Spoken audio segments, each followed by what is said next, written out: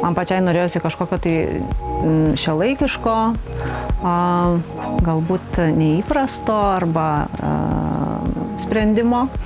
Tai keletą variantų turėjom ir kažkaip šitas variantas man pasirodė būtent toksai inovatyvus ir tinkantis iš tikrųjų bendrai šitai turbūt aplinkai.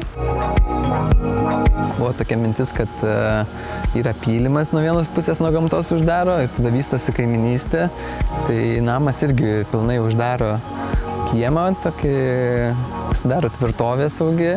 Ir jie eini tada į tokią visai kitą oazę. Tai vat ta eternito plokštė irgi labai geras tam sprendimas, nes sustiprina tokį bunkerio betono, tokį duoda kažkokį jausmą. Tu nematai tokių dalykų labai dažnai. Ir tas iš tikrųjų patraukia akį.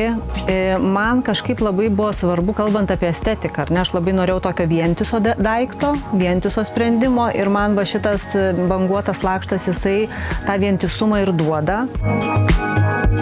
Tu gali gražiai viską suleisti pagal laipsnis, tada toks vientisas pasidaro, vat gali pasiekti tą vientisumo efektą. Tai čia ir buvo matyti esminė dalis. Ir aišku, kaina. Kai susiskaičiavom alternatyvas, ploto namas gan pailgas, jis labai daug ploto reikalauja uždengti. Tada, kai susidėliojom, tai ne tik idėjų galėjo, bet ir praktiniai dalykai. Excel lentelė buvo vienas iš tų irgi kriterijų, kuris leido gyventi šitą. Tiek estetikos, tiek kainos santykis, jisai toksai buvo racionalus.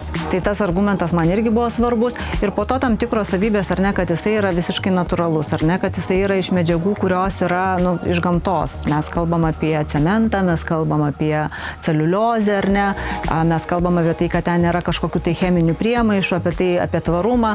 Čia 50-70 metų tu praktiškai gali galvoti, kad tu turi tokį tvarų daiktą.